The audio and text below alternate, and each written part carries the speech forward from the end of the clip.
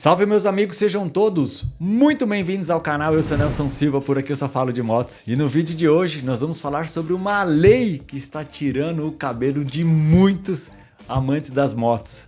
PL 3507, cara, um projeto de lei que traz de volta a necessidade de vistorias veiculares. Bora pro vídeo. Rapaziada, o assunto vai ser quente, viu?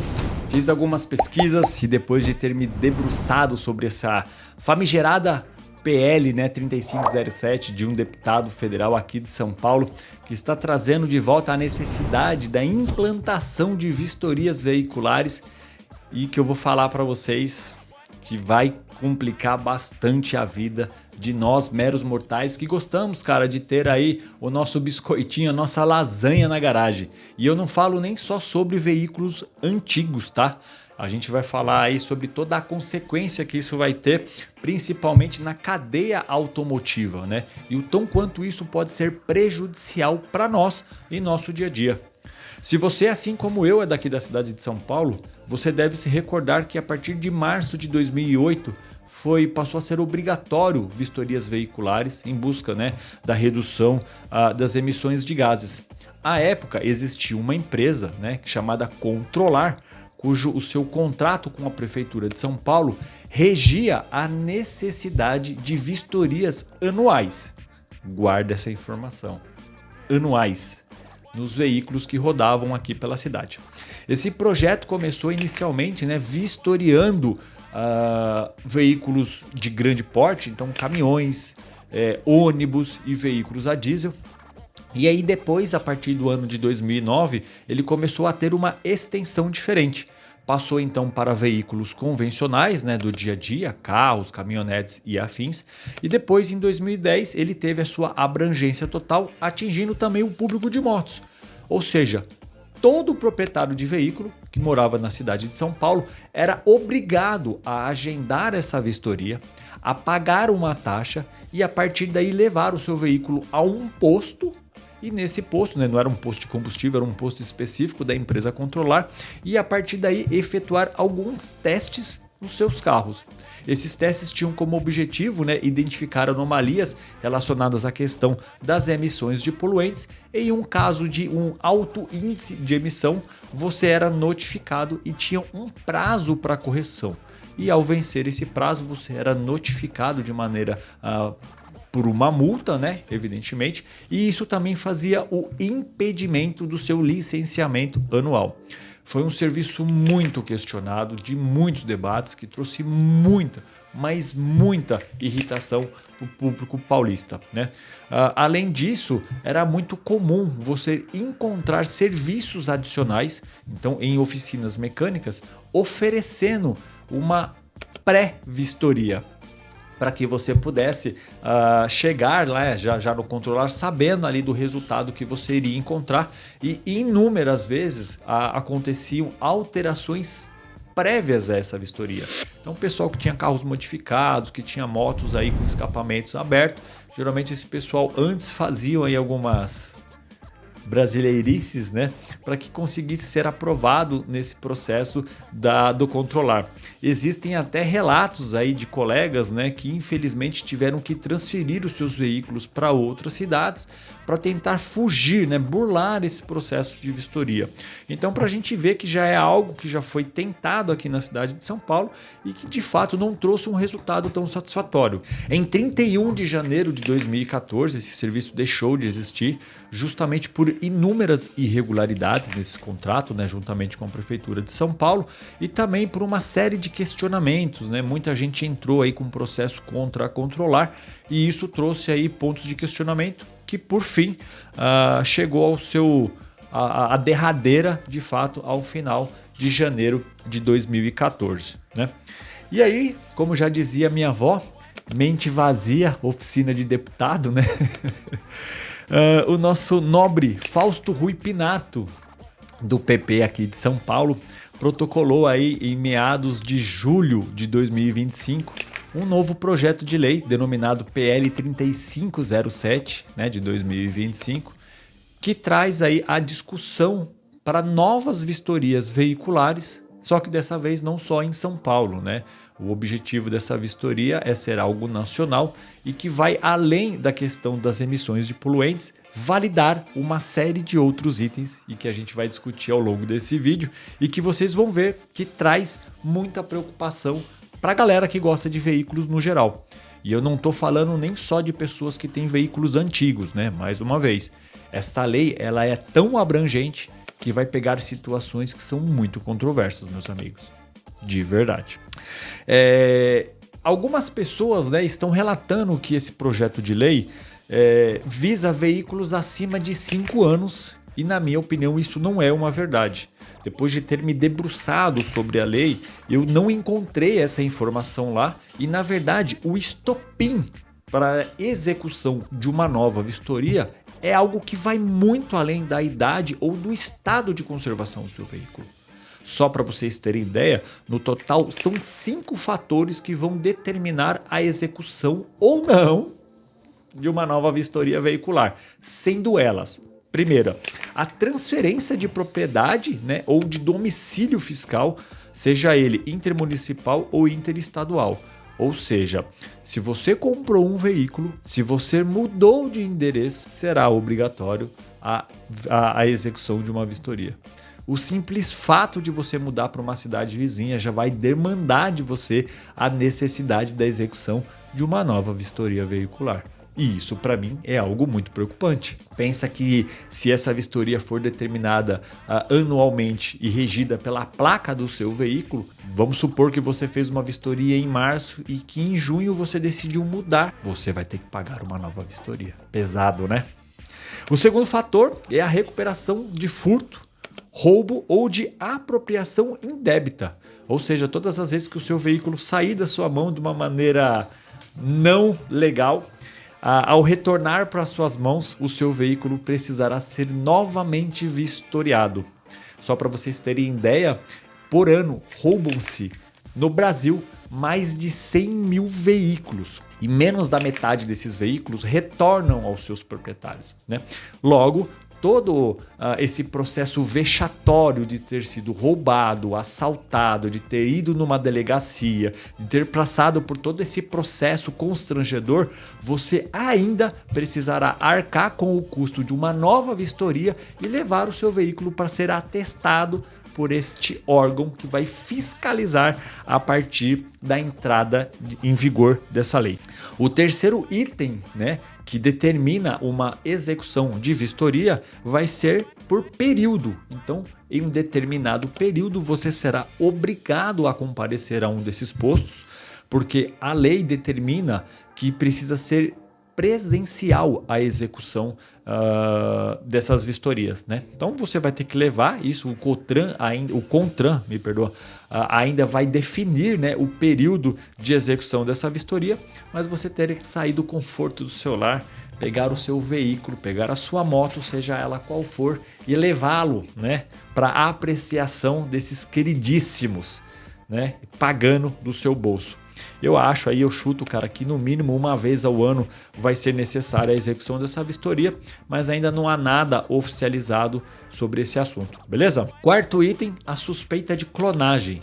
Ou seja, né, somente entre maio e novembro de 2025, mais de 4 mil veículos, né, tiveram suspeitas de clone por todo o Brasil, né, clone, né, de dublês, e esses veículos, após a aprovação dessa lei, também precisarão passar por uma nova vistoria, né, para identificar aí, né, sabe-se lá o que desses carros e motos, claro, né?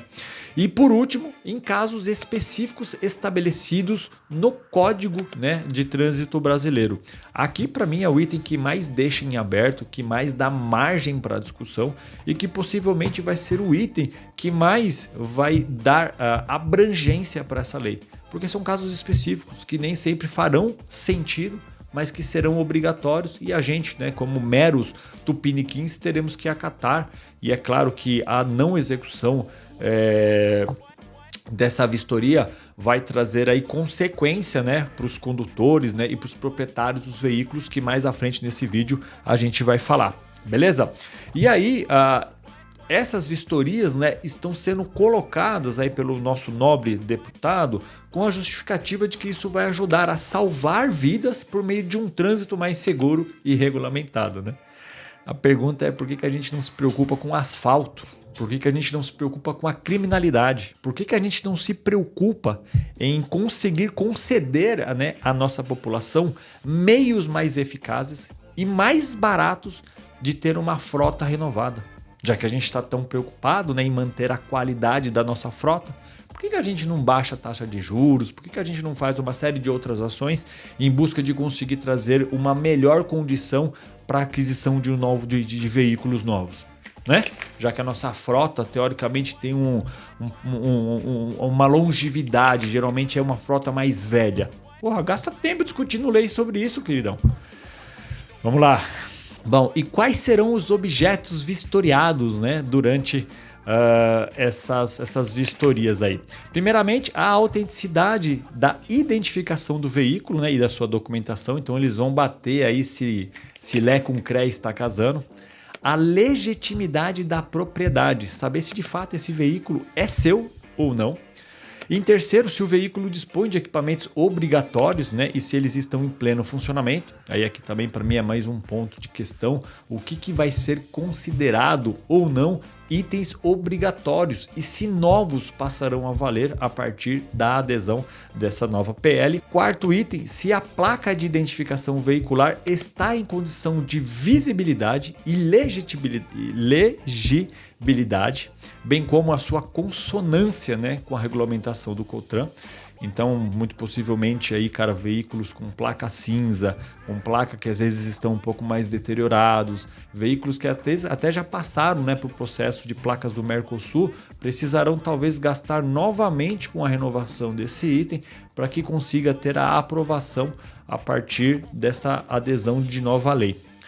Como quinto item, para mim, uma das mais preocupantes, se os acessórios instalados no veículo estão de acordo com a regulamentação. E aqui eu fico muito preocupado porque o que será considerado um acessório em uma moto? Pensa que você fez a substituição do seu banco, seu escapamento.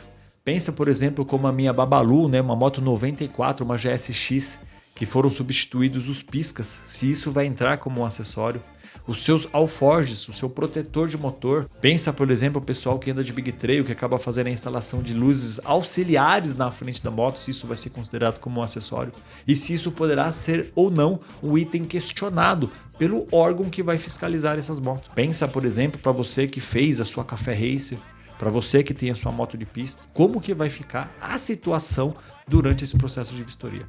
Então aqui, para mim, já traz uma margem para a gente debater e entender que essa lei ela não vem para ajudar de maneira alguma nós meros mortais e donos de motos e veículos, né, automotores aqui no Brasil. E por último, o último item que será vistoriado é se as características originais dos veículos e seus agregados foram modificados. Mais uma vez, eu trago essa reflexão. Moto de pista, Café Racer, motos que foram customizadas, motos que tiveram aí de repente a instalação de alguns itens adicionais que às vezes até para a nossa própria segurança, né? Às vezes um CC bar, às vezes um encosto de lombar, às vezes um farol complementar. Para você que às vezes tentou fazer a customização e colocou um rádio ali na sua moto. E aí, cara, como é que vai ficar a sua situação? E para você que comprou uma moto 0 km, colocou ela para andar no autódromo e que só quer se divertir durante os finais de semana, como vai ficar a situação das pessoas, né, que pagaram pelo seu patrimônio e que fizeram ali, cara, a implementação do seu gosto particular e que infelizmente terão que desfazer em prol de uma lei que diz que está preocupado com a vida das pessoas. Será? Será?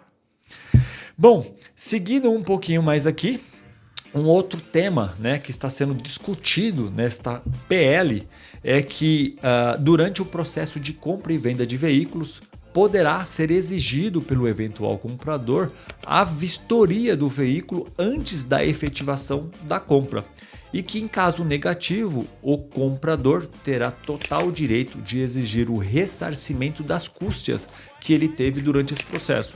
Então vamos supor que você fez lá a aquisição de uma nova moto, antes de você fazer a efetivação, né, porque Você vai ter que pagar, vai ter que fazer tudo bonitinho. Você pode exigir a execução de uma vistoria.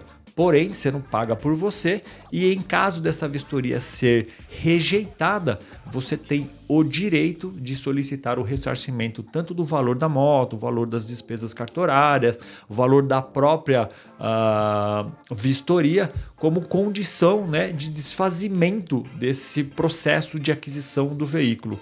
Então esse aqui talvez, na minha opinião, seja o único ponto forte dessa PL, cara. Fora isso, até agora eu não estou conseguindo ver nenhum benefício que traga para nossa população, né?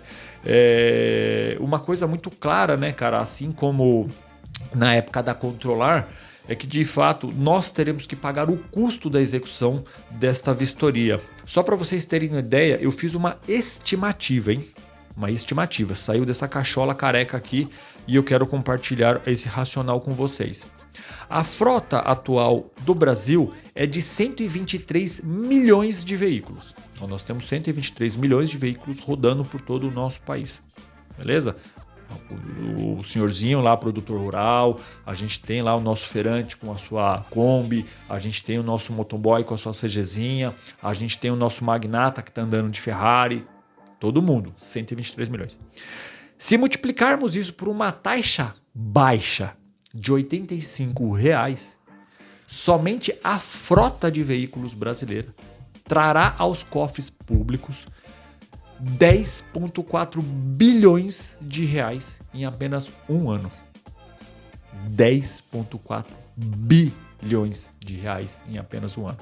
Isso eu estou falando apenas pelo fato da existência da frota de veículos em nosso Brasil, sem levar em consideração todo esse processo de transferência, de pessoas que mudam de cidade, de situações de roubo de veículos, de acessórios que foram instalados, de situações suspeitas de clonagem e por aí afora. Já pensou, meus amigos, a quantidade de dinheiro que a gente debate aqui?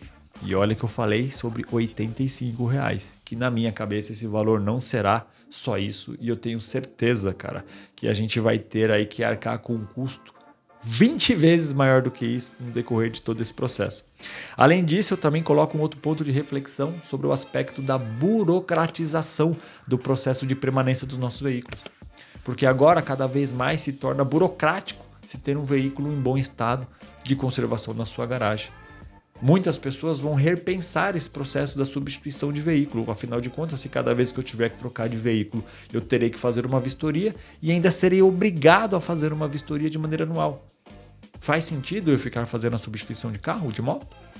Talvez esse seja um ponto que vai trazer o impacto, né, para esse segmento aí no mercado. Uma outra coisa que a gente deveria estar discutindo, né, é a carga tributária, cara, que se tem sobre todos os nossos veículos. Só para vocês terem ideia, todas as vezes que a gente tira um carro zero, uma moto zero, um caminhão zero, uma máquina agrícola zero de uma concessionária, a gente atribui ao valor desse bem entre 33% e 45% de imposto. PIS, a gente traz ISS, a gente tem que pagar o IPVA, a gente tem uma série de tributos que são atribuídos, né, à aquisição desse patrimônio e que isso não é revertido em absolutamente nada para nós, absolutamente nada.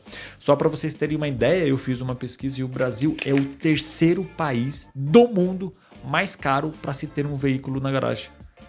É o terceiro país mais caro, cara.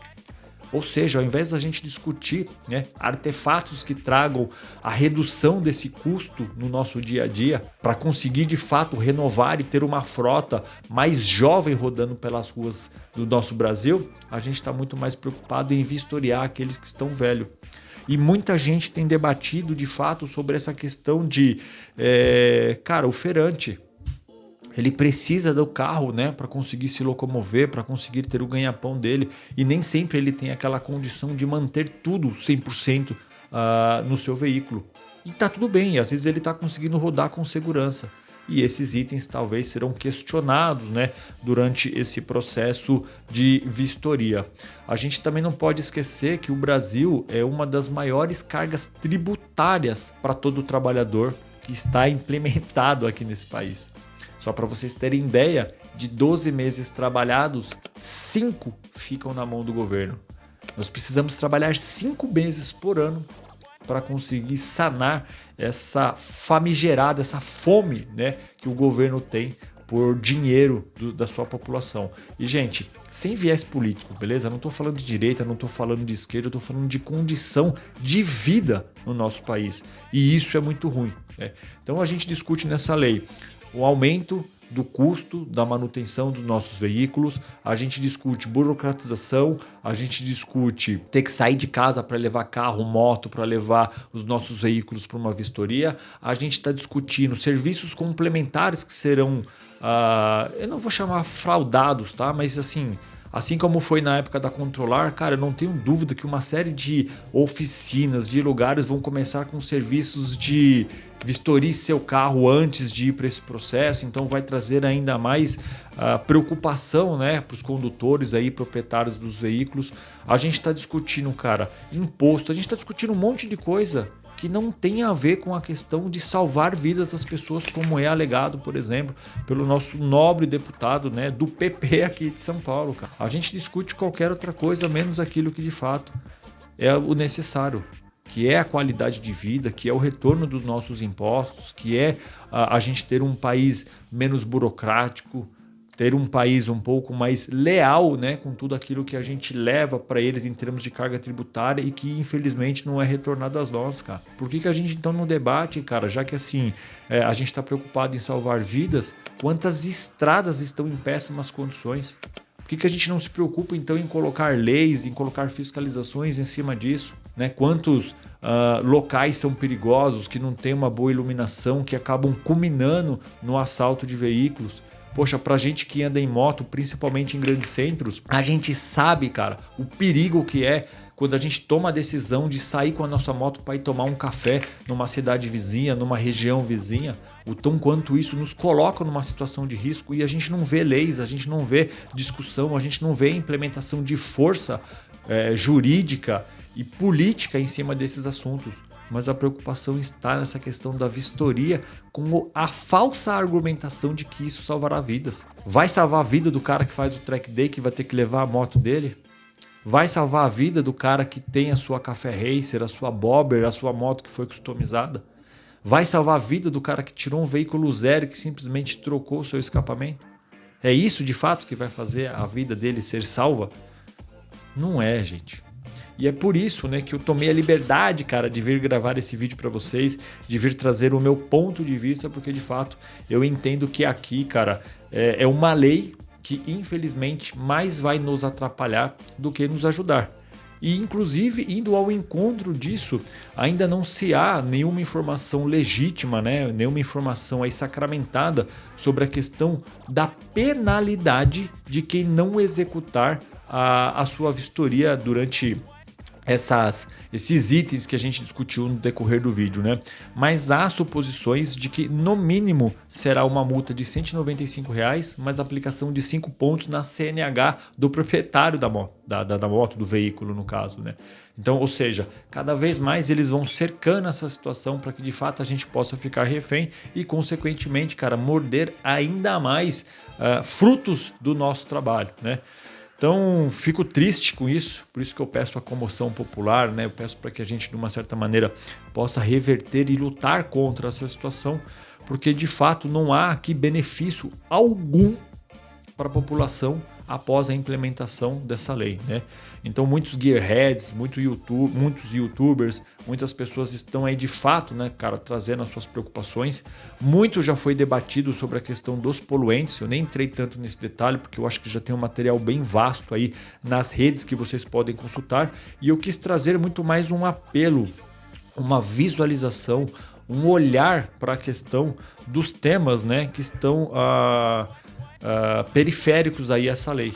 Porque de fato, se a gente não se atentar, meus amigos, o simples fato de você mudar da sua cidade, né, cara, e às vezes ir buscar uma qualidade de vida vai exigir de você um custo adicional. O simples fato, né, de você comprar um veículo novo vai exigir de você ainda mais custo para isso. O simples fato, né, de às vezes você ter passado aí por alguma situação constrangedora, cara, que já não é fácil lidar com isso, né, de assalto, de furto e por aí fora, vai exigir de você um segundo constrangimento de ter que levar seu carro, sua moto, seu caminhão né, lá para ser vistoriado novamente, pagando ainda.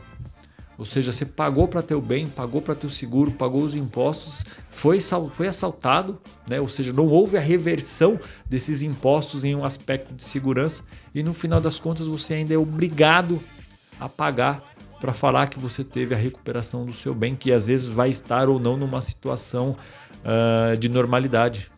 Porque quantos veículos, né? Quantos desses 50%, desses 100 mil veículos que são roubados voltam em um estado de conseguirem rodar no seu dia a dia, certo?